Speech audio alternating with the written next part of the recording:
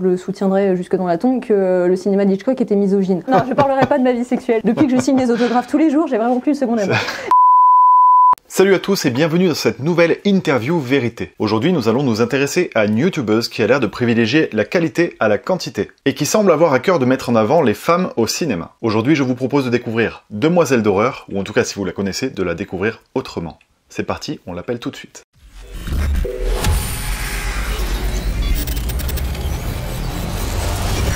Oui, bonjour Sylvain. Bonjour Judith. Ça va? Comment vas-tu? Très bien, merci. Ça va très bien. Bon, je suis content de faire ta connaissance, Judith, parce que je découvre à peine ta chaîne. C'est normal. Du coup, je suis curieux de m'intéresser à toi. Merci. Elle est récente, c'est ça que tu allais dire? C'est ça, elle est très récente, donc c'est normal. Elle est plutôt récente, mais tu connais déjà un succès plutôt... Alors, c'est toujours relatif, mais ça fonctionne plutôt bien, ta chaîne.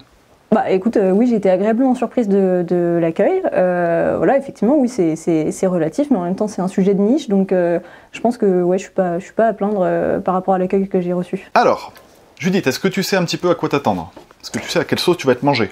Alors, plus ou moins, parce que j'ai vu les précédentes interviews de ce format.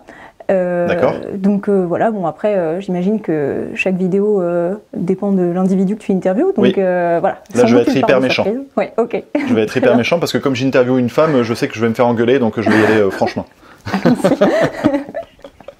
Est-ce que tu es sereine du coup? Est-ce que tu trembles un peu? J'ai toujours le trac. Après, j'ai pas. Ouais, c'est la première fois que je fais ce genre de ce format-là, donc peut-être que là le trac est en train de se réveiller avec ce que tu es en train de me dire. je vais faire mon possible pour rester sereine, pas de souci. T'inquiète pas, ça va très bien se passer. Et quoi qu'il arrive, Judith, je te demanderai s'il te plaît de ne pas te sentir jugée dans cette vidéo, parce que tu verras, ce sera bienveillant, même s'il y a parfois 2-3 questions qui peuvent piquer un petit peu. Tu l'as vu justement dans les précédentes émissions. Le but est uniquement de te faire ouvrir au dialogue, de te faire dire des choses que tu ne dirais peut-être pas dans le contexte de ta chaîne.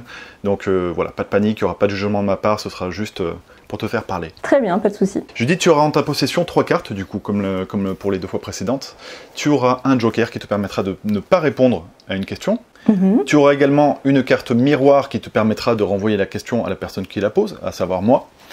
Ou alors, en troisième cas, tu auras une carte mystère qui te permettra de répondre quelque chose de faux, mais sans forcément que j'en sois au courant. Tu devras m'en informer uniquement à la fin de la vidéo, savoir s'il y a une question où tu as répondu à côté de la plaque. D'accord. Est-ce que les règles sont claires pour toi? Yes. Eh bien, je te propose de commencer tout de suite. On va s'intéresser un petit peu à la cinéphile que tu es, Judith. Quel est le film qui t'a fait comprendre que le cinéma ne te quitterait plus?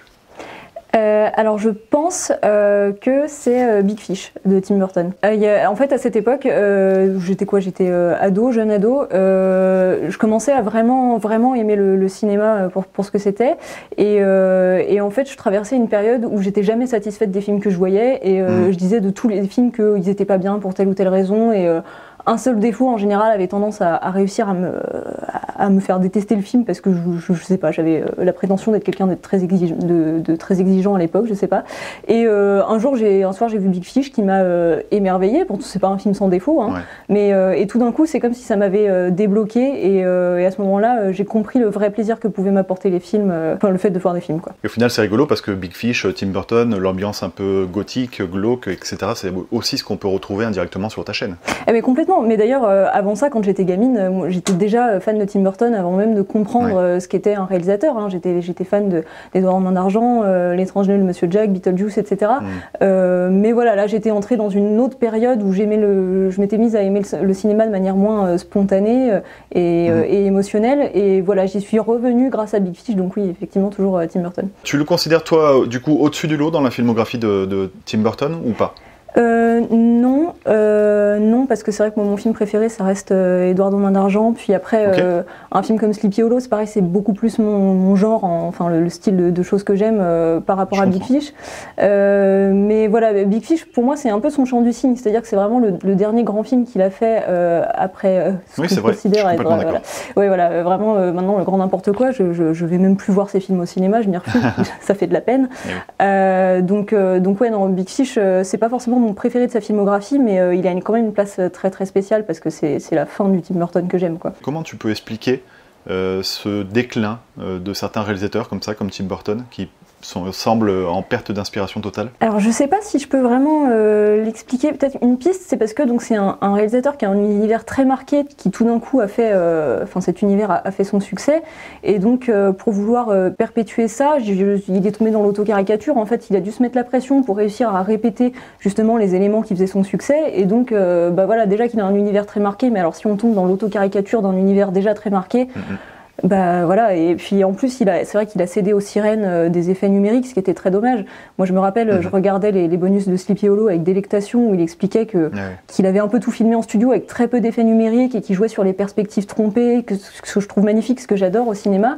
Et puis il a abandonné tout ça, donc il a vraiment perdu l'âme de sa mise en scène, je trouve. Judith, tu mates à peu près combien de films par mois? Je pense que j'en mate une... je suis pas celle qui regarde le plus de films dans sa vie, hein. Je pense que j'en revois à peu près une trentaine, parce que je pense que je suis en moyenne un film par jour. Les films, il y a des jours où j'en regarde 3. Quand même, c'est un bon ratio quand même. Oui, mais alors il y a des films, parmi cette trentaine de films, il y a des films que je connais déjà. Je découvre pas forcément 30 films par jour. Hein. Okay. Par mois, pardon. J'aime beaucoup revoir des films, surtout en plus quand je travaille dessus pour une vidéo. En général, je regarde 3-4 fois, donc je revois pas mal de films. Donc bon, c'est vrai que moi je connais plein d'autres personnes qui regardent beaucoup plus de films que moi, qui en découvrent énormément, ce qui n'est pas toujours, toujours mon cas. Ouais, c'est vrai que moi je pense que je suis pas la plus cinéphile des youtubeurs cinéphiles. Hein. Je n'ai pas particulièrement de complexe à dire. Tu allies le fait de regarder régulièrement des films à la cinéphilie? Compliqué, alors pas forcément. Est-ce qu'on tombe pas dans le côté plus cinévore que cinéphile? Oui. Alors, en fait, je pense que tu peux regarder 5 films par jour et être cinéphile plus que cinévore, parce qu'en fait, ça dépend du regard que tu portes sur le cinéma, hein, la qualité des films que tu vas vouloir voir, plein de choses comme ça. En fait, je pense que la cinéphilie, beaucoup plus que dans la quantité des films, elle se fait dans le regard en fait du spectateur. Dans la curiosité du regard, oui. Ouais. Du coup, Sleepy Hollow, tu as dû le voir une bonne vingtaine de fois, non? Puisque tu en as fait une vidéo et que tu me dis que tu aimais déjà ce film auparavant.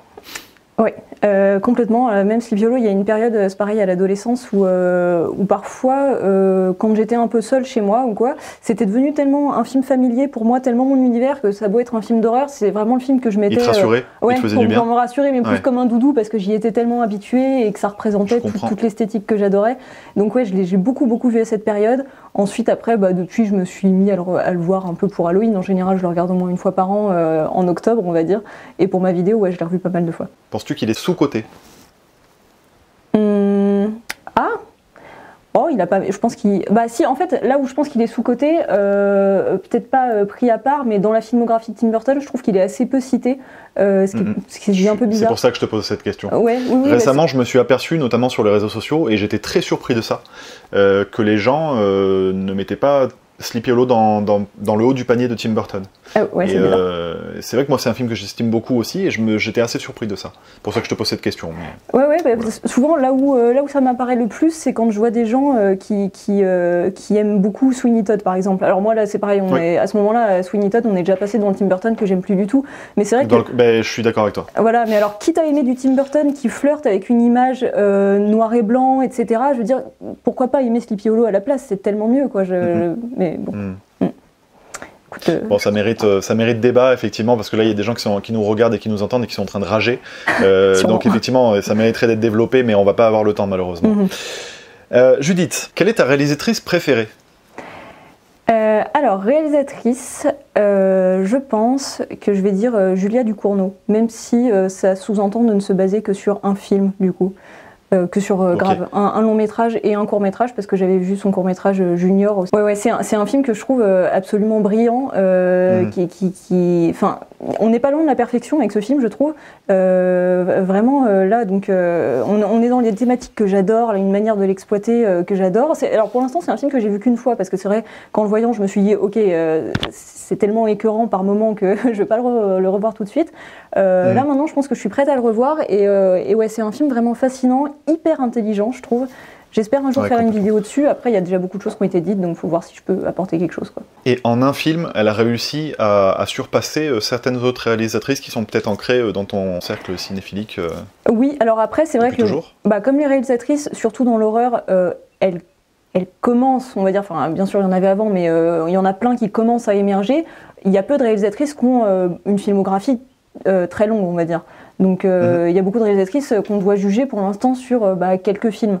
Donc oui, en un seul film, c'est vrai que je dois dire qu'elle atteint tellement moi ce que je veux voir du cinéma et éventuellement ce que je veux faire du cinéma que oui. Et puis je voyais une interview d'elle l'autre jour où elle dit qu'elle adore Edgar Poe par exemple. Alors moi aussi, et je me dis bon c'est pas un hasard si son cinéma il me parle, c'est parce que ça correspond par moment on est nourri par les mêmes choses quoi. Et le fait que en un film, donc avec le film Grave, ce soit un coup de cœur comme ça pour toi, et que tu la hisses au rang de meilleure réalisatrice à tes yeux, est-ce que ça démontre pas qu'il y a un manque de réalisatrices justement dans le cinéma de genre français ? Oui, alors un manque de réalisatrices en ce moment, enfin si en fait. Si, parce qu'il n'y en a jamais autant que les hommes, ça c'est sûr.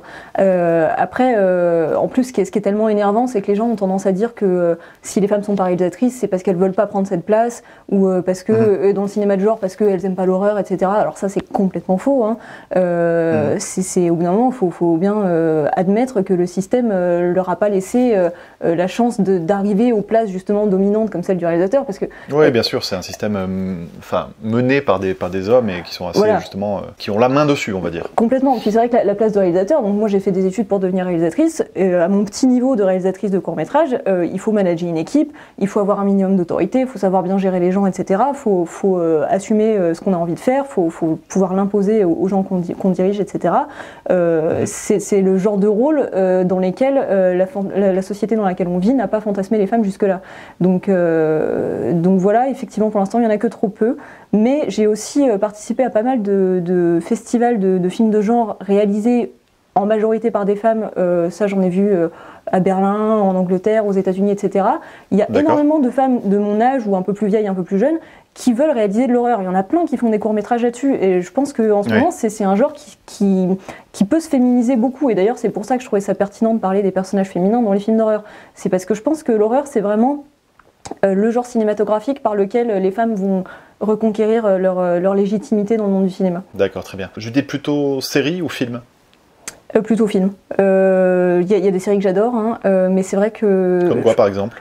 Dans le genre de ce que j'aime, forcément, j'adore Penny Dreadful. J'aime beaucoup Twin Peaks aussi. J'en connais pas énormément. Hein. Puis après, j'aime bien les séries humoristiques du style Les Simpsons. Je crois qu'il n'y a rien d'aussi drôle que Les Simpsons. Celle qui me vient vraiment le plus à l'esprit, c'est Penny Dreadful, qui est tellement une synthèse de tout ce que j'aime dans la vie. D'accord, je vois. Et juste, ce que je voulais dire, si je suis plus film que série, c'est parce que même s'il y a des séries d'une immense qualité, les films, c'est vraiment un objet fini, en fait. C'est pensé en une unité, ce qui n'est pas forcément le cas des séries qui peuvent être prolongées ou annulées pour des questions de budget, d'audience, etc. Le film, voilà, c'est une œuvre finie qui permet, on va dire, une démarche artistique que la série pourra, je pense, jamais atteindre, il me semble. Ouais. Je suis complètement d'accord avec ça. Je l'ai défendu plusieurs fois sur la chaîne. C'est pas souvent bien entendu de la part des gens qui aiment les séries, alors que on n'est pas en train de dire, je pense, toi ni moi, qu'il faut pas regarder de séries. Au contraire, c'est très bien les séries aussi. Mais c'est vrai que je te rejoins là-dessus. C'est plus une œuvre à part entière. Et en tout cas, le traitement, l'approche cinématographique n'est pas du tout la même. Oui, on peut pas penser la mise en scène de la même manière, ça c'est sûr. Exactement. Exactement. Et c'est pour ça que parfois je regrette justement de voir certains réalisateurs, je pense à Fincher ou quoi, bon même si les séries qu'il fait sont très bien, hein, mais que je regrette un peu de les voir basculer dans la série et de s'y perdre un tout petit peu. Judith, question très importante, as-tu déjà pécho au cinéma ? Pécho quelqu'un pour la première fois ? Alors je sais pas, ou pour la 10e fois, j'en sais rien du tout, parce que ça t'arrive souvent en fait, Judith. Faire quelque chose de cet ordre-là dans un cinéma, oui. Après, réussir à séduire quelqu'un et à pécho pour la première fois quelqu'un dans une salle de cinéma, non, pas encore. Ah, d'accord. D'accord. Dans le noir, comme ça, tu t'es jamais surprise à dire, tiens, je tente le coup et ça passe ou ça casse, quoi.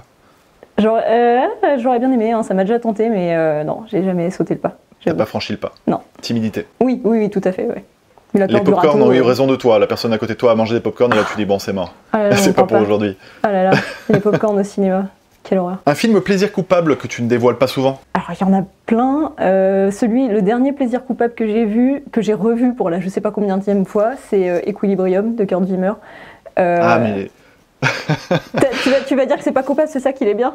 Mais c'est pas plaisir coupable du tout, c'est un très bon film. Ah, oui, alors, oui, en fait, Mais t'es folle. je suis toujours hyper partagée quand je le vois et je ne l'ai vu je sais pas combien de fois. Mais en fait. Ah non, mais c'est un très bon film, ça va pas, non? Mais en fait, est-ce qu'il n'y a pas quand même plein de scènes où tu te dis ah mais non, pourquoi ce faux raccord ou pourquoi ces doublures qui ne ressemblent pas du tout à leurs acteurs? Il est bourré de défauts. Oui, Il est bourré de défauts. En fait, le truc c'est il a plein de trucs, il a tellement de bonnes pistes et tellement de bons moments, mais en même temps il flirte toujours avec ce côté téléfilm de science-fiction. Ouais, complètement. Ouais, bah ouais. Bah en fait, parce que t'as un réalisateur derrière qui est pas spécialement doué.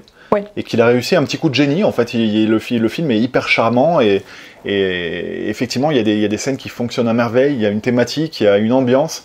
Et du coup, bah, moi, je trouve que c'est un bon film. Hein. Je le défends souvent. J'en avais fait une vidéo d'ailleurs sur la chaîne. Ouais, c'est un peu une erreur, je pense, ce film-là. Une erreur positive pour le réalisateur qui aurait pas dû se retrouver à faire un bon film. Exactement. mais ça arrive souvent, hein, tu sais. Il y a des premiers films, je sais pas si c'est son premier d'ailleurs, j'en sais rien, mais il y a des films, des fois tu te dis, mais c'est un sacré coup, alors qu'en fait le mec n'a rien fait autour, quoi. Et alors je sais pas si tu as déjà écouté la version commentée d'Equilibrium, mais c'est vrai que plein de fois le réalisateur il dit, c'est horrible de l'entendre, il dit bon bah là on a fait comme ça parce que bon on s'est dit le spectateur s'en apercevrait pas et puis bon tant pis. Et on va dire mais si en fait mec t'inquiète pas, cette erreur on la voit, c'est horrible, c'est vraiment dommage, etc. Et c'est vrai que là on sent que le réalisateur il avait un côté, je sais pas, je m'en foutiste ou trop coincé par son budget ou que sais-je, mais... Écoute, moi ça me dérange pas trop, excuse-moi de te couper, mais du coup il y a beaucoup ne serait-ce que de petites incohérences qui sont montrées, pointées du doigt. Je pense à Durandal qui en avait fait une vidéo, un Pourquoi j'ai raison et vous avez tort sur Equilibrium. Je trouve ça un peu dommage de s'attarder là-dessus en fait, parce que le film propose tellement d'autres choses. Il a un vrai univers quoi. Donc, les petites erreurs comme ça au final, moi je lui pardonne complètement. Non mais après c'est sûr que moi ça m'empêche pas. Enfin je veux dire à chaque fois que je tombe dessus à la télé et pourtant c'est tout sauf un film d'horreur et tout sauf un film sur lequel les personnages féminins sont intéressants. Mais je le regarde à chaque fois et par exemple je pense que la scène qui résume bien ce à quoi je pense, enfin en tout cas ce que je ressens pour ce film, c'est la scène où John Preston commence à s'apercevoir qu'il ressent des émotions, qu'il enlève le voile qu'il y a sur sa fenêtre et qu'il est émerveillé par le paysage qui s'offre à lui. Et cette scène, je la trouve, elle me touche énormément, je la trouve hyper émouvante. Et en même temps, on a ce paysage qui est tellement mal fait. Ouais, mais c'est vrai, je vois ce que tu veux dire. Mais à ce moment-là, ça résume parfaitement ce que tu dis. À ce moment-là, on se dit ah ouais, c'est moche, mais en même temps, on est quand même super touché. Et voilà. Non, puis il faut dire que c'est un film à petit budget aussi. Enfin, c'est une série B ce film à la base. Mais tu vois, souvent les bons films, tu les reconnais par des scènes marquantes. Ouais. Bah, dans ce film-là, il y en a bien 4 ou 5, je trouve. Oui, c'est vrai. Mais voilà, c'est en ça que c'est un plaisir coupable, je trouve. C'est que c'est pas un film de grande mise en scène. Oui, je comprends. Voilà. Mais effectivement, il y a ce truc qui fait que j'y suis accro quand même, quoi. Très bien. Ok. Es-tu déjà sorti d'une séance au cinéma avant la fin? Je crois pas. J'ai souvent eu envie, mais je crois pas l'avoir fait. Est-ce que tu te rappellerais d'un film qui t'a donné envie de sortir? Ouais, alors ça fait hyper pas cinéphile ce que je vais dire, mais je crois que le pire, c'était Le Cheval de Turin de Béla Tarr. Qui dure je sais pas combien d'heures, ce film en noir et blanc, hyper austère. Alors je veux bien que ça aille avec le propos du film, etc. Mais là, en plus, moi je suis vraiment phobique des bruits de bouche, tu sais, quand les gens mangent. Ça me rend complètement ouf. Et dans le film, t'as plein de scènes, en fait, c'est sur le thème vraiment du retour, vraiment de la répétition du quotidien des gens. Et t'as plein de scènes où les gens, ils mangent avec leurs doigts des patates chaudes, là, et ils font plein de bruits avec leurs bouches qui sont amplifiées. Mais le cauchemar ce film. Horrible. Et bien voilà, tu as subi peut-être ce qu'il voulait que tu subisses. Hein. Sûrement, bah, c'est réussi. Es-tu plutôt téléchargement, support physique ou bien les deux? Je suis les deux. Après, moi personnellement, je suis vraiment branchée support physique. J'ai un côté vraiment genre amour de l'objet, DVD ou Blu-ray, genre les belles éditions, etc. T'as une petite collection de ton côté? Oui, alors j'ai arrêté de la fournir il y a quelques temps. Enfin, j'achète moins de DVD maintenant. Budget. Ouais, budget, puis c'est vrai que maintenant, je veux dire, bon, ça fait un peu mal au cœur de dire ça pour celle que j'étais il y a quelques années, mais avec la facilité, tu vois, Netflix, etc. Enfin bon, il n'y a pas tous les films que je voudrais voir sur Netflix, évidemment, mais c'est vrai que je suis moins amenée à acheter des DVD ou des Blu-ray, mais c'est vrai que c'est quand même ma préférence. J'aime avoir l'objet, on va dire. Après, c'est vrai que si je n'avais pas du tout recours au téléchargement, il y a plein de films que je verrais pas, hein, malheureusement. Oui, on est les deux. Il y a des côtés positifs, là aussi, dans le... dématérialisé comme toujours, du positif et du négatif. Voilà. Être cinéphile, c'est quoi pour toi? On en parlait un tout petit peu auparavant, on a commencé à aborder le sujet, mais du coup, si tu pouvais donner ta définition de la cinéphilie, ce serait quoi? Alors effectivement, je pense pas que ça se calcule dans le nombre de films qu'on voit. Je pense... Oh putain, c'est compliqué. Vaste question. Ouais. Je pense que c'est quand on va Merci aller... beaucoup, Judith. Tu peux utiliser ton joker à tout moment, hein, ne l'oublie pas. Ah, j'aurais dû faire ça. Non, maintenant que j'ai commencé une phrase, je suis obligée de terminer. Vas-y. Je pense que c'est quand on va chercher dans le cinéma les émotions qu'on va chercher dans d'autres arts qui sont parfois plus reconnus ou reconnus depuis plus longtemps. On va voir en fait dans le cinéma quelque chose d'aussi grand que la peinture, par exemple, et qu'on va reconnaître dans un film d'un grand réalisateur, ce qu'on peut reconnaître dans la peinture d'un grand maître. Et à partir de ce moment-là, quand on a cette démarche-là, je pense qu'on peut dire qu'on est cinéphile. Du coup, est-ce que selon ce que tu es en train de dire, est-ce que ça passe par la connaissance du domaine en question ? Je pense que J'aime t'entendre mal à l'aise, Judith. Je pense que ça va un peu de pair parce qu'à partir du moment où on va avoir cette démarche-là, quand on regarde des films, on va vouloir se renseigner. Donc oui, je pense qu'un bon cinéphile, enfin encore qu'est-ce que c'est qu'un bon cinéphile, je sais pas. On va dire que je pense que la connaissance du domaine, c'est pas le cœur de la cinéphilie. Je pense qu'on peut être cinéphile sans avoir connaissance de l'histoire du cinéma, de même qu'on peut avoir connaissance de l'histoire du cinéma sans être forcément cinéphile. Je pense que le fondamental, c'est la manière dont on regarde les films plutôt que la connaissance, on va dire, du cinéma. Très bien. On sait un petit peu plus quel cinéphile tu es, Judith. Maintenant, on va s'intéresser à la youtubeuse Demoiselle d'horreur, du coup. Yes. Alors, comment décrirais-tu ta chaîne ? Est-ce que tu peux nous en dire un peu plus pour ceux qui ne te connaîtraient pas ? Et là, je vais marquer une toute petite pause, parce que si vous ne connaissez pas la chaîne Demoiselle d'horreur, je vous invite tout de suite à aller vous abonner et à aller découvrir ses vidéos.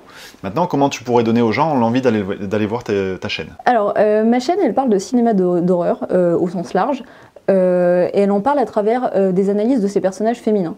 Parce que voilà, l'horreur est un genre dans lequel il y a une assez surprenante grande part de personnages féminins. Et, oui, complètement. Voilà, et donc ça c'est très intéressant parce que oui, il y en a beaucoup plus que dans plein d'autres genres cinématographies. Et, comment tu expliques ça ? Excuse-moi, je te coupe encore une fois, mais comment tu justifies le fait que ça fait, je sais pas moi, 10-15 ans que dans le genre horrifique, c'est essentiellement des héroïnes justement qu'on a ? Alors, j'essaye d'y réfléchir parfois, je dis pas du tout que j'ai la clé à ce sujet, mais je me demande si, donc en partant du principe que le cinéma au départ c'est un art largement fait par les hommes, je pense que les hommes voient facilement en des personnages féminins, en la figure féminine, quelque chose soit d'inquiétant parce qu'ils disent qu'ils la comprennent pas, soit voilà d'étrange, etc. Donc je pense que c'est facile pour les hommes de projeter des histoires effrayantes ou étranges à travers des personnages féminins. C'est vrai. Voilà, donc ça c'est pour le côté la femme fantôme, vampire, etc. Et aussi, comme la femme est censée, enfin dans l'imaginaire des hommes, surtout il y a quelques générations, est censée être facilement effrayée, émotive, vulnérable. Voilà. Et peut-être que du coup elle inspire davantage de pitié quand on la met dans le rôle de la victime. Alors c'est un petit peu paradoxal entre guillemets parce que justement, alors comme tu le dis, ce sont bien souvent des hommes derrière la caméra qui filment des femmes pour leur vulnérabilité ou alors pour ce qu'elles dégagent d'étrangeté.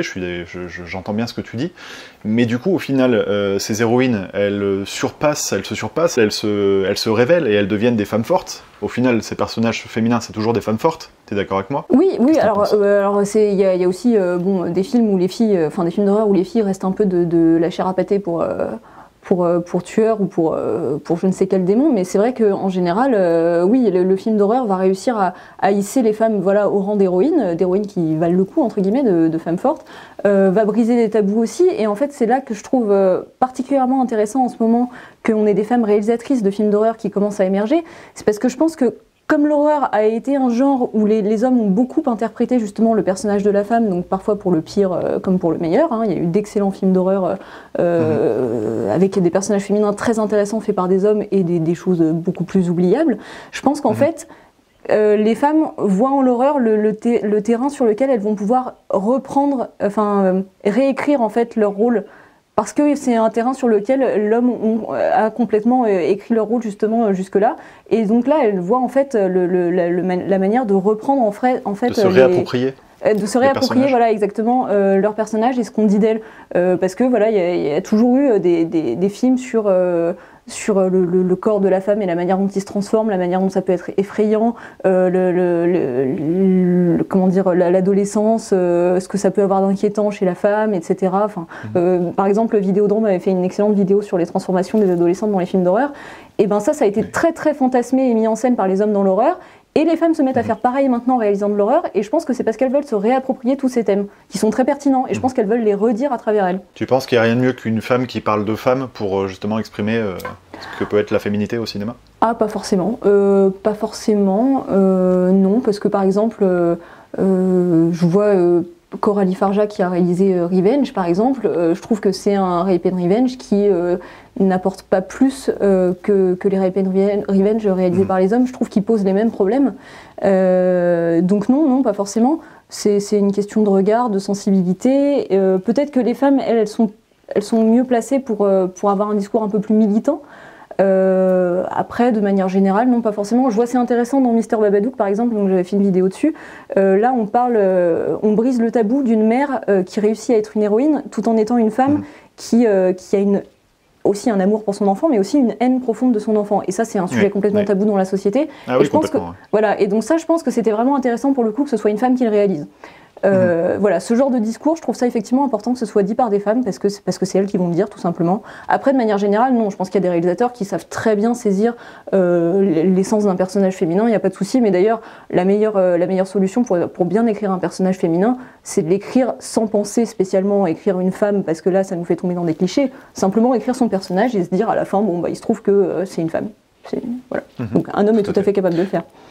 Non, mais après aussi, ce que tu disais tout à l'heure est très intéressant dans le sens où un homme qui peut être effrayé, entre guillemets, par une femme, peut en dépeindre un tableau qui peut être justement... qui peut avoir du recul sur le personnage féminin et qui peut développer une autre facette qu'on ne verrait pas non plus si c'était justement une réalisatrice. Et ça peut être très intéressant aussi. Ah, complètement. Non mais ça, oui, bien sûr, les hommes ont fait des choses fascinantes avec les personnages féminins dans les films d'horreur. Hein. Alors du coup, sur ta chaîne, toi, tu parles essentiellement des personnages féminins dans l'horreur. Est-ce que tu n'as pas peur que le fait que toi, donc une femme qui présente une chaîne exclusivement orientée sur les femmes, ait un aspect un petit peu communautaire? Bah alors, le truc c'est que, après en vrai si c'est un aspect communautaire, j'ai envie de dire, tant pis. Hein, moi je pense que c'est important de le faire, je pense que c'est pertinent de le faire pour toutes les raisons dont on a parlé. Après voilà, le cinéma, ça reste encore un monde dans lequel les femmes ont difficilement leur place, que ce soit sur les plateaux, donc ça je l'ai vu aussi, hein, puisque ça m'est arrivé de travailler sur des tournages, je le sais. Donc aussi bien derrière que devant la caméra, les femmes ont encore besoin d'être représentées, d'avoir une place qui est revalorisée, etc. Donc je trouve ça normal en fait de leur consacrer une chaîne. C'est vrai que ce serait bizarre de se dire bon bah je fais une chaîne où j'analyse que des personnages masculins.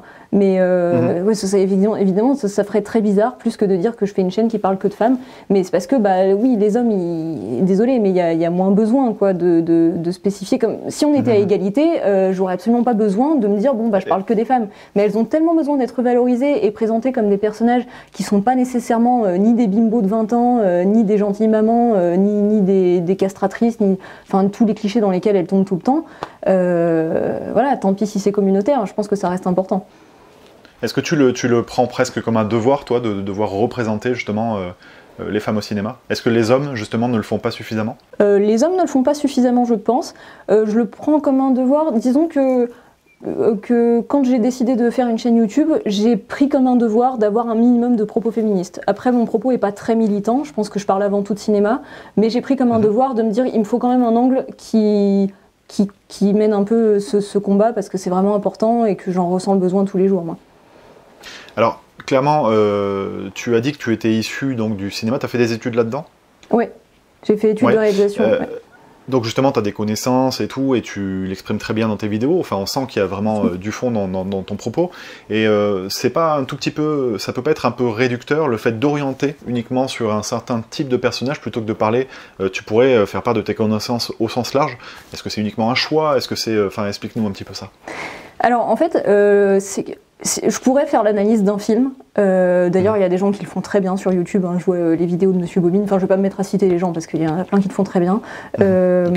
Mais en fait, analyser tout un film, c'est énorme. Parce surtout qu'on peut avoir plein d'interprétations différentes. Donc, on pourrait faire, sur un film qui aurait une mise en scène un peu riche, on peut en écrire des pages et des pages et des pages.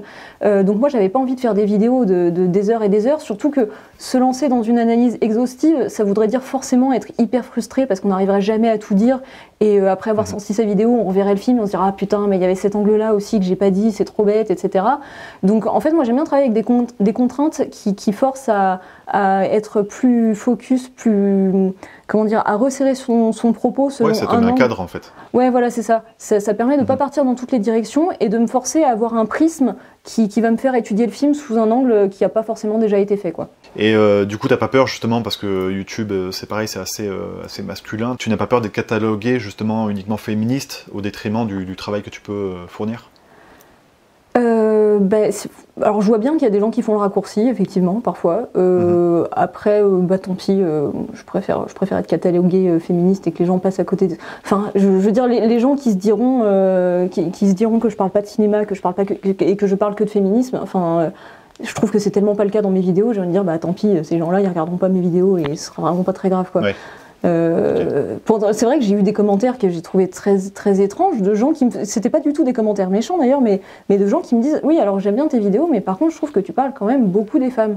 Ou tu fais beaucoup de choses. Sans blague. C'est littéralement le As-tu lu le titre de la chaîne? Oui, c'est ça. Je veux dire, est-ce que quand tu étais à l'école, tu allais voir le prof d'histoire en disant j'aime beaucoup vos cours, mais franchement, vous parlez quand même ça beaucoup d'histoire. Ça parle pas assez de maths. Ouais, non, mais donc, si les gens veulent pas entendre parler de féminisme ou des femmes dans le cinéma, il y a plein de chaînes qui peuvent répondre à leurs attentes. Ouais, tout à fait. Voilà. Alors en parlant de ça, j'ai une question de la part de Marine, tu sais, qui est sur la chaîne aussi, et qui te demande quel est le commentaire le plus sexiste que tu aies reçu. Alors c'est des commentaires, j'en ai eu plusieurs c'est un peu le même, ils se ressemblent en fait énormément. C'est des commentaires en général qui commencent par dire oh là là, tu te plains de la misogynie, je suis sûre. Et alors là, ça part tout de suite n'importe quoi qui n'a rien à voir en plus avec ce que je dis. Ça me dit que du coup, c'est clair que je ne traîne qu'avec les gens des cités, et donc du coup, de là. Par des raccourcis qui font vraiment très peur, ils disent que je défends l'islam, et ils disent que... Ah bon, mais comment ça se fait? Et puis comme je suis féministe en plus... Mais comment ça se fait? Alors vraiment, c'est... Parce que je pense qu'ils disent, bon, ok, féministe, propos d'extrême gauche, donc tout ce qui va avec, d'accord, oui, ok. Je pense que c'est un peu ça, parce qu'on me dit en plus, oui, alors, si t'es féministe, t'es soit lesbienne, soit tu traînes qu'avec des gros cons qui sont violents et que tu prétends dénoncer, mais en fait, c'est le genre de mec qui t'attire. Judith, il y a des gens qui te regardent et qui t'écoutent. Avoue que tu es lesbienne, s'il te plaît. Non, je parlerai pas de ma vie sexuelle. C'est Joker là-dessus. Joker, donc tu utilises ton Joker. Ouais, j'avoue. Très bien. Je l'ai grillé, je suis très content. Très content d'avoir grillé ton Joker. Quelles sont tes ambitions pour la chaîne? Bonne question. Ça fait vraiment débile de répondre. Je te remercie. Ouais. Non mais non, je peux pas répondre aucune parce que ça fait débile de dire qu'on n'a pas d'ambition. J'y ai pas tellement réfléchi. En fait, je pense qu'il faut remonter à la raison pour laquelle j'ai créé la chaîne, c'est-à-dire que j'avais envie de réaliser un autre court-métrage. J'étais bloquée financièrement, j'ai pas trouvé de prod pour le... Je vais peut-être mal chercher aussi, mais j'ai pas trouvé de prod pour le financer. Et je me suis dit, bon, alors là j'ai un passage à vide en attendant de pouvoir réaliser mon prochain film. Ça fait un moment que je fais rien. Il faut que je reste à flot, il faut que je me maintienne. Je veux continuer à faire un truc en rapport avec le cinéma, et en plus si ça peut m'apporter un peu de visibilité pour éventuellement montrer à des prods que je sais faire des trucs, ça peut être cool. Donc voilà, si ça pouvait m'apporter des gens intéressés pour... Donc à la base t'avais pas prévu d'être youtubeuse en fait? Ah pas du tout. C'est rigolo. Ouais. Non. Alors ça, mais en plus, c'est là que parfois je me sens un peu comme une imposteur, parce que je suis arrivée sur YouTube, je ne regardais pas de chaîne YouTube, je connaissais rien. Et là, donc depuis 6 mois, depuis janvier, depuis que j'ai lancé ma chaîne, je découvre les youtubeurs et j'entends plein de gens qui disent oui, les vidéos de machin et machine, etc. Mais tu connais forcément tel youtubeur. Et moi, je suis là, genre oui, je vais aller regarder tout de suite. Parce que je découvre toute cette communauté au fur et à mesure et je trouve ça passionnant. D'ailleurs, il y a plein de chaînes qui sont tellement intéressantes. Mais je découvre tout petit à petit. J'ai plein de choses à rattraper, quoi. Est-ce que tu aimes te voir en vidéo? Non, je déteste. Je déteste. Non, je sais pas s'il y a vraiment des gens qui aiment ça sur Terre. C'est horrible de faire le montage. Tu remates jamais tes vidéos? Ah Ah si, par contre si, parce que j'ai envie de voir est-ce que maintenant je trouve ça toujours intéressant ce que je disais, toujours pertinent ou pas, ou parfois selon certains commentaires que j'ai, je veux aller vérifier si c'est le cas, si le commentaire est justifié ou pas, si je peux améliorer telle ou telle chose.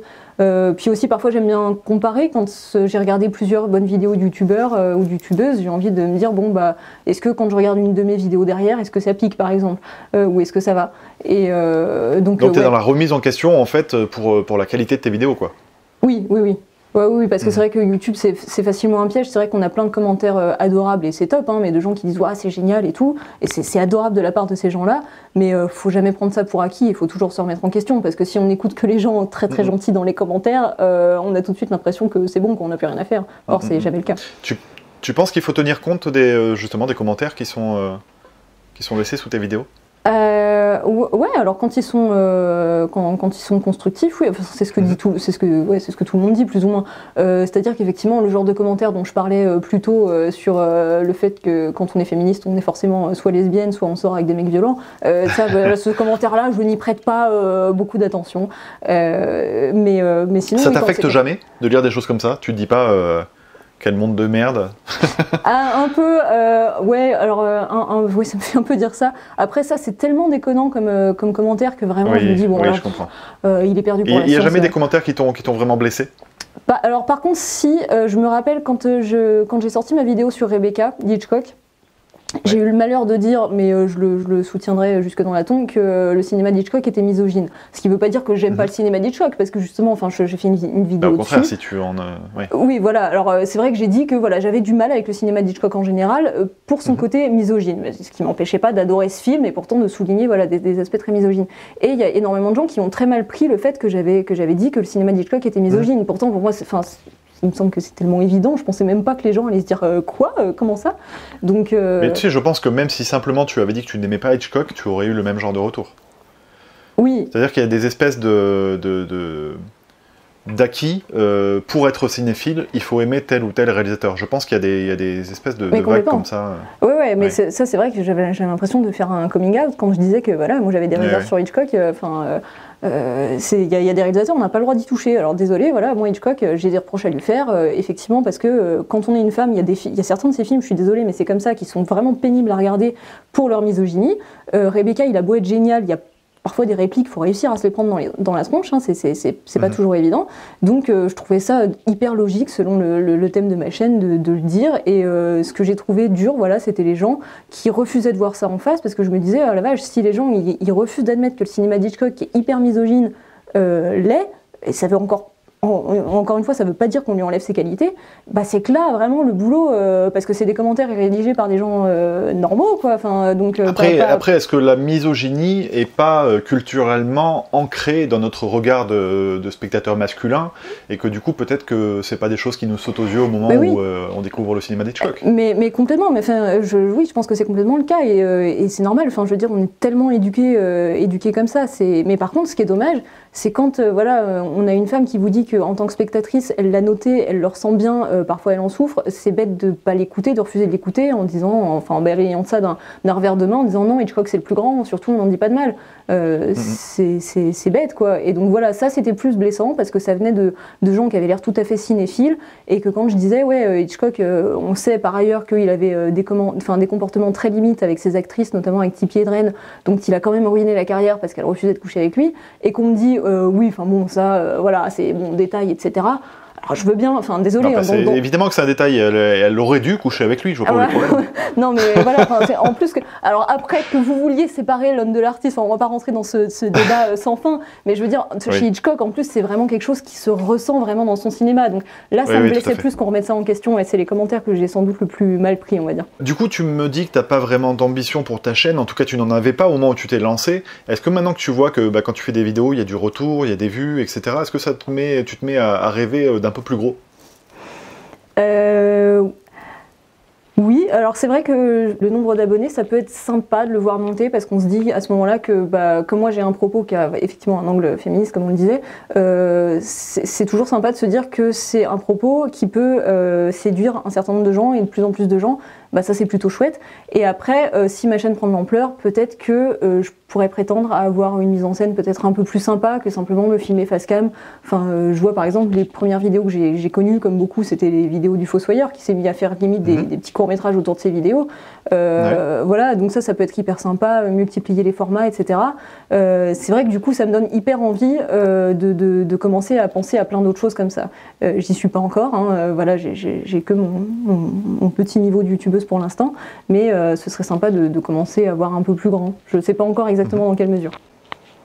Tu fais peu de vidéos dans le temps. Est-ce que c'est dû à ton emploi du temps, à ton planning, ou est-ce que c'est une envie justement de te faire peut-être un peu plus rare?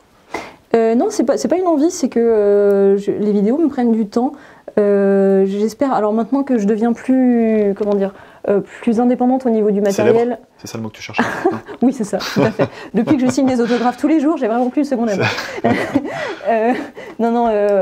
Je deviens plus indépendante au niveau du matériel, donc peut-être que je vais pouvoir commencer à être plus régulière, mais jusque-là, c'est vrai qu'il fallait que je demande à un ami qu'il emprunte du matériel à la boîte dans laquelle il travaillait, et donc il fallait que la boîte, enfin que le matos soit disponible, que lui soit disponible pour aller le chercher, pour venir m'aider à filmer, etc. Et donc il fallait combiner en gros, voilà. Donc ça c'était pas facile, et en plus de ça, l'écriture des vidéos me prend du temps malgré tout, parce que c'est vrai que l'analyse. Est-ce que tu bosses en fait? C'est fou, hein, ça prend du temps de bosser.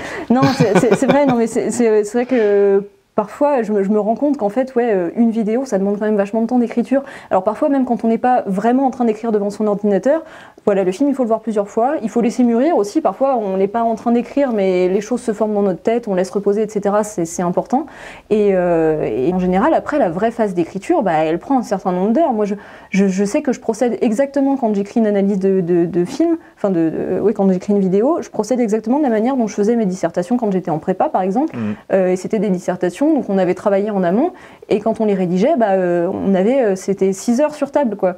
Et donc là, bah oui, c'est ce même travail-là, sauf qu'en plus, bah, là, il faut que j'ai ma vie à côté. Donc ce travail, il est un peu plus réparti, plus bah, voilà, revoir le film et revoir le film, et ensuite le montage, le tournage aussi qui prend. Donc bref, c'est quand même du boulot, quoi. Tu parles de laisser mûrir justement le film une fois qu'on l'a maté. Tu penses quoi des critiques à chaud sur YouTube?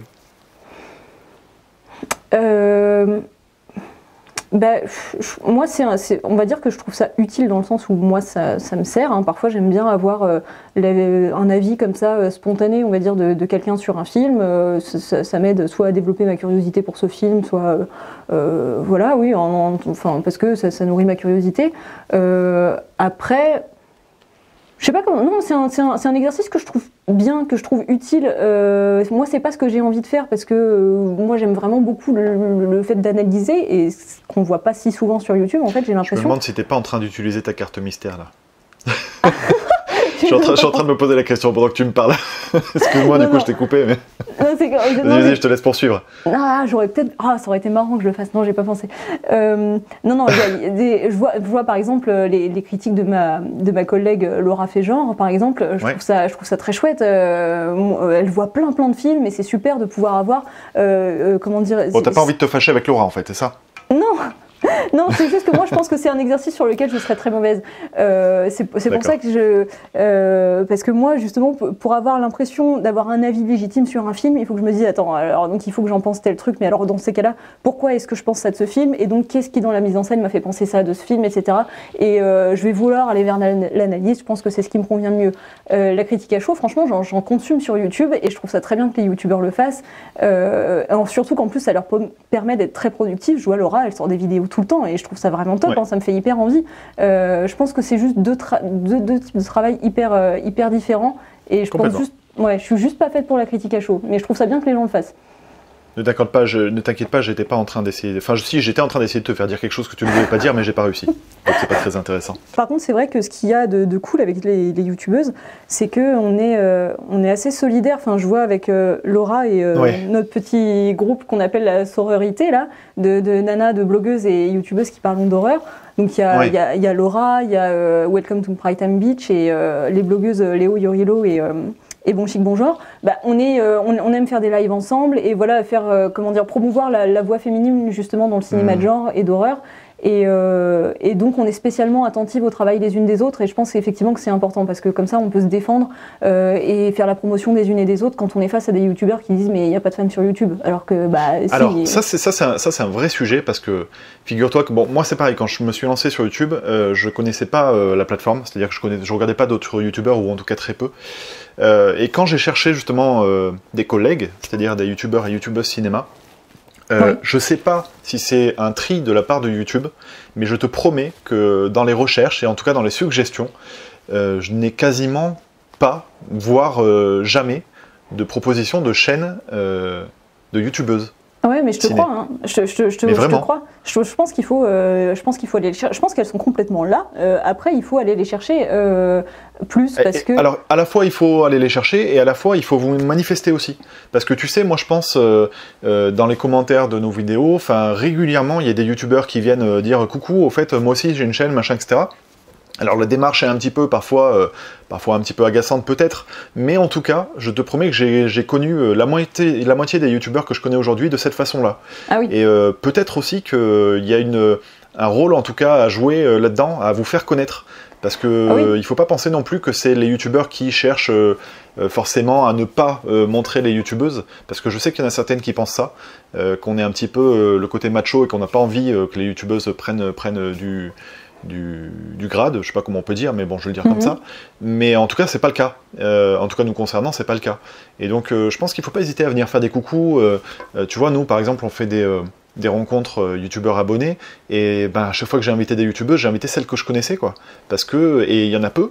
Il y en a peu que je connais, et on est curieux de ça, et c'est pour ça qu'il faut, je pense, vous manifester. Mais t'as raison, mais en fait je pense que c'est vraiment un cercle vicieux entre d'un côté les hommes qui vont peut-être aller moins facilement vers des vidéos de femmes, mais par intuition, même sans l'intellectualiser, les femmes qui ont tendance, parce que la société a ancré ça en nous depuis tellement longtemps, à se sentir moins légitimes, et donc à moins avoir confiance en soi pour envoyer des messages, se faire connaître, etc. Je le vois par exemple, hein, dans les commentaires de mes vidéos YouTube, comme je te disais, je pense que c'est très équilibré homme-femme, mais par contre les gens qui m'envoient des MP, qui osent entre guillemets, il n'y a pas de souci, mais qui m'envoient des MP, par contre c'est quasiment toujours des hommes. Les hommes se sentent beaucoup plus légitimes à faire ce genre de démarche, je pense. Et effectivement, faut aussi qu'on se ressente légitime par rapport à ça. Mais je vois par exemple, ne serait-ce qu'aujourd'hui, Laura, elle a tweeté que elle voyait que dans YouTube, elle était catégorisée en make-up, en cosmétique. C'est quand même, enfin tu vois, comme l'algorithme peut se dire attends, cheveux longs donc meuf donc maquillage, tu vois, parfois faut se battre contre des trucs comme ça, enfin c'est hallucinant, donc ouais, je pense donc, qu'il tu vois, ça prouve prouve un petit peu ce que j'étais en train de te dire, hein, dans le sens où ça ne nous est pas proposé. Enfin, clairement, il y a un tri qui est effectué aussi de la part de l'algorithme. Mais oui, c'est ce que je voulais dire. Non, mais ça m'étonne pas du tout que quand tu cherches, effectivement, tu tombes sur des hommes. Et c'est pour ça qu'après aussi, les hommes ont plus d'abonnés. Donc, bah, tu vois, c'est le cercle vicieux. Donc, les femmes, c'est pareil, ont moins de moyens pour se mettre en avant, etc. Et il y a des efforts à faire des deux côtés, c'est sûr, mais beaucoup d'efforts en tout cas. En tout cas, ce qui est sûr, c'est que on peut pas dire que les femmes veulent pas et qu'elles sont pas là. Il y en a, c'est juste que elles sont plus difficiles à dégoter. J'espère que ça va changer. D'accord. Très bien. Si tu devais améliorer quelque chose sur ta chaîne, ce serait quoi ? Moi. Non. Prendre quelqu'un d'autre à ma place, ça m'arrangerait. Parfois, j'aimerais pouvoir trouver le bon ton. Alors, c'est vrai qu'en ce moment, ce que j'ai vraiment envie d'améliorer, c'est le matériel. Alors, j'espère qu'avec ce nouveau matos-là, ça va mieux aller. Mais c'est vrai que là, pendant le confinement, j'ai dû me rabattre sur une caméra toute pourrie. Mais alors, le matériel, là, tu parles vraiment de la conception des vidéos et de la façon de les produire. Et du coup, c'est un peu plus compliqué pour toi. Ah oui, l'angle de ma question est un petit peu plus sur le rendu que tu proposes. D'accord. Si tu devais te remettre en question et tout, je sais que c'est pas un exercice facile et peut-être que tu es très satisfaite et tu en as raison de ton contenu. Mais si tu devais faire cet effort de te remettre en question, qu'est-ce que tu pourrais changer? Fais-moi la maline là. Ouais, carrément. Qu'est-ce que je pourrais changer? En vrai, je pense que je pourrais changer plein de trucs. Je trouve, et peut-être que tu vas le confirmer, je trouve parfois quand je me revois que j'ai un côté un peu hautain, un peu professoral quand je parle qui est pénible. Et je vois d'ailleurs que les gens, on m'a beaucoup dit dans la vie que j'étais froide, distante, mais c'est parce que je suis timide, hein, et que je pouvais avoir un côté méprisant, et je trouve que ça se ressent dans mes vidéos, pourtant c'est vraiment pas ce que je veux transmettre. Mais bah écoute, ça tombe bien parce que j'allais te poser une autre question, excuse-moi, décidément j'ai envie de te couper aujourd'hui, mais c'est vrai que tu dégages un côté humour pince sans rire. Ouais. Tu vois, mais c'est volontaire ou pas? Pas tellement. Après, je veux pas. Je sais pas si je prétendrais pas être quelqu'un de très drôle. Donc après, je veux pas non plus forcer des blagues qui tomberaient complètement à plat ou quoi. Et je pense que ça tient aussi au fait que j'écris vraiment mon texte avant. Même si parfois je me permets des écarts, je rédige mon texte et je l'apprends par cœur, etc. Et j'ai envie d'avoir un texte très fluide, comme parfois j'ai des explications, je parle assez rapidement. Et alors je veux pas dire que c'est quelque chose de très intellectuel ce que je fais, hein, mais parfois j'ai des explications, il faut quand même les suivre, des phrases un peu compliquées si on veut. J'ai pas envie de perdre les spectateurs, je veux que ce soit propre, fluide, etc. C'est pour ça que je répète, que je refais plusieurs fois les prises. Et donc du coup peut-être qu'on a un côté pas très spontané, du coup, tu vois. Alors moi, clairement, de ce que j'entends de toi depuis le moment où on s'est eu au téléphone, dans ton intonation de voix, dans ta façon de parler, etc., j'entends une autre Judith que celle que je vois dans tes vidéos, clairement. Ah oui, celle-là bafouille beaucoup plus. Je te le confirme. C'est peut-être que indirectement, c'est peut-être le style que tu recherches sans forcément avoir fait cette démarche de te dire je veux représenter ça à l'écran. Mais c'est vrai que quand tu balances une boutade dans une vidéo, tu le dis sur un ton hyper sérieux. Et quelque part, ça crée un décalage qui est justement drôle. Mais voilà, le but c'était de savoir si c'était ton naturel ou si tu savais parfois rire dans la vie, quoi. Oui, je sais, si je sais rire. Je sais complètement rire. Non, il n'y a pas de souci, non, j'adore ça. Après, je t'avais dit que je posais des questions de bâtard, hein, je te l'avais dit. Non, mais t'as raison. Non, mais je sais que j'ai un côté hyper scolaire et c'est peut-être ça d'ailleurs qu'il faudrait changer un petit peu, que j'arrive à décoincer. J'ai un côté hyper scolaire. Non, mais le changer ou pas, hein, parce que c'est plaisant aussi. Hein. Voilà, en fait, je sais, moi je me suis dit, parce que encore une fois, je tiens vraiment la manière dont je rédige mes vidéos de mes années de prépa, donc voilà, il fallait être hyper rigoureux dans l'analyse, dans les références qu'on avait, etc. Et du coup, je me suis dit, oh là, tu veux faire de l'analyse, donc il faut que tu fasses ça hyper sérieusement. Ça doit être hyper pertinent, ça ne supporte pas ni la paraphrase, ni le grandiloquent. Donc il faut que tu fasses les choses bien. Tu es plutôt studieuse, donc, au final. Voilà, et je me disais, bon, ouais, t'es pas là pour faire de l'humour, faut que tu fasses, faut pas que ce soit chiant, faut pas que t'aies l'air trop emmerdante, mais t'es là pour faire de l'analyse et pas autre chose, quoi. Et en même temps, voilà, j'ai pas envie de me prendre trop au sérieux non plus, parce que c'est ridicule et que seul le public allait dire si ce que je disais valait le coup ou pas, hein, c'est pas à moi de... Donc voilà, j'avais envie à la fois d'avoir un travail vraiment sérieux, et de pas de pas prétendre faire de l'humour, et en même temps je voulais pas me prendre au sérieux, c'était ridicule. Donc voilà, ça a mené à cet entre-deux qui, il me semble, a plutôt plu. Enfin, on m'a plusieurs fois dit que j'avais un ton sympa, donc peut-être cet entre-deux là, effectivement, je pense que ça me ressemble assez. J'allais te demander si l'aventure YouTube c'était pour combler un manque affectif ou si c'était simplement pour l'amour du cinéma, mais au final tu y as un petit peu répondu puisque tu es tombé sur YouTube un petit peu par défaut. Ouais, mais en vrai, je pense que c'est un peu les deux, parce que l'amour du cinéma, oui, c'est clair, parce que j'avais envie de parler de cinéma et que voilà, en attendant de pouvoir produire ce prochain court-métrage, j'avais envie de parler de cinéma, etc. Mais après, c'est vrai que je suis assez asociale dans la vie. Voilà, je suis très timide, je vais très peu à la rencontre des gens, etc. Et sur YouTube, c'est vrai que j'ai à peine posté ma première vidéo, les gens ont commencé à me dire que c'était cool, ont commencé à partager. Il y a les filles comme Laura et toutes celles que je citais, j'ai eu l'impression qu'on me prenait par le col en disant ouais, viens avec nous, c'est cool. Et tout d'un coup d'être intégrée dans une communauté alors que j'avais à peine dit bonjour, quoi. Et je trouve ça super cool. Et en fait, c'est vrai que ça m'a créé une vie sociale tout d'un coup que j'avais pas avant. Donc je m'y attendais pas, c'était pas mon objectif, mais en définitive, c'est là quand même, quoi. Est-ce que tu as quelque chose à te prouver en réalisant cette petite aventure-là? Est-ce que j'ai quelque chose à me prouver? Ouais. Est-ce que justement tu combles certaines blessures? Est-ce que tu as une confiance en toi? Quelque chose comme ça? Je pense, en vrai, je pense que oui. Enfin, je pense que j'avais à me prouver que ce que je pouvais dire sur le cinéma était pas et valait le coup d'être dit, en fait, parce que effectivement j'ai un manque de confiance en moi qui fait que je me sens rarement légitime, en fait. J'ai toujours peur que ce que je dis soit pas assez intelligent, ce soit trop de la paraphrase, ce soit pas assez que comme j'ai pas vu tous les films du monde, je suis pas forcément légitime à parler de cinéma. Enfin bon, ça fait un écho à un autre débat sur Twitter, mais comment dire, ouais, j'avais envie de me prouver que je pouvais dire des choses qui allaient intéresser les gens, c'est vrai. Voilà, je sais pas, les gens auront peut-être... Judith, ça fera 50 €, hein. C'est ça les séances de psy, non? Ouais, complètement. Ok, bon, très bien. Eh bien, écoute, on a vu quel cinéphile tu étais, quelle youtubeuse tu es également. On va s'intéresser maintenant à ton regard, au regard que tu portes sur les autres youtubeurs et youtubeuses. Ok. Es-tu prête? Ouais. Est-ce que les youtubeurs qui ont le plus d'abonnés sont ceux qui le méritent le plus, selon toi? Alors pas forcément, ce serait trop facile. Je pense qu'il y a les youtubeurs qui ont beaucoup d'abonnés, ils le méritent d'une manière ou d'une autre. Je pense que c'est pas pour rien. Oui, ils le méritent d'une certaine manière. Après, tous les gens qui mériteraient d'avoir autant d'abonnés n'en ont pas forcément.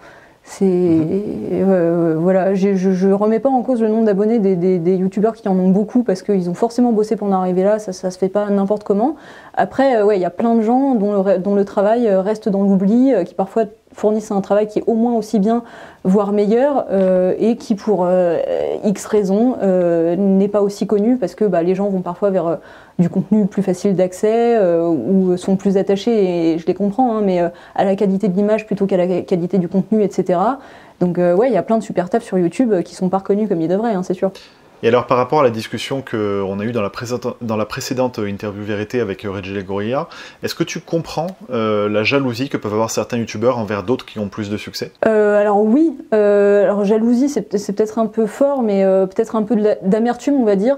Alors là je parle pas, peut-être que ça viendra pour moi, hein. Là j'allais dire je parle pas spécialement pour moi dans le sens où moi ma chaîne est encore jeune et comme on le disait, pour l'instant je peux pas me plaindre, j'ai eu un très bon accueil en très peu de temps, donc je me plains pas, mais c'est vrai que quand je vois des gens qui bossent quand même beaucoup, qui font du travail, qui prennent du temps, etc., et qui n'accèdent jamais à la même reconnaissance que des youtubeurs qui font du contenu qui est bon mais qui ne demandent pas forcément autant de temps de réflexion, etc., ouais, je peux comprendre une amertume. Après, que ça se développe en jalousie, etc., c'est un peu bête, surtout que c'est jamais la faute des youtubeurs qui ont beaucoup d'abonnés, hein. C'est plein de choses qui font ça, c'est plein de facteurs différents.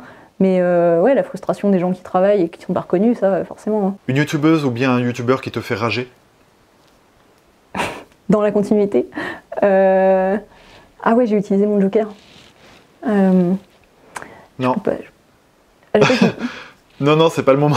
C'est pas le moment d'utiliser ton joker. Non, alors je vais dire. Après, le truc ragé, c'est que je pense pas avoir. C'est très très négatif. Je vais dire, mais c'est bon, c'est un peu rigolant, mais j'ai envie de dire Clara Runaway parce que. On s'était échangé il y a des messages il y a quelques temps parce qu'elle a complètement explosé là récemment, elle est pas loin de son million d'abonnés je crois, et elle avait répondu à une interview sur Eclecticity où une question c'était à quel autre youtubeur ou youtubeuse voudrais-tu voir poser cette question, et elle m'avait cité en disant j'ai découvert cette chaîne il y a pas longtemps, c'est sympa et tout, et donc on s'était échangé quelques messages à ce moment-là. Elle avait plus d'abonnés que moi mais elle était très très loin de où elle est maintenant, et elle m'avait dit surtout si tu as des questions n'hésite pas, etc., parce que vraiment je débutais tout juste, et c'était trop cool. Je m'étais dit, une autre youtubeuse qui parle de ciné, alors il y en a d'autres, hein, mais je la trouvais super sympa. Puis elle avait un contenu différent du mien, mais que je trouvais très cool.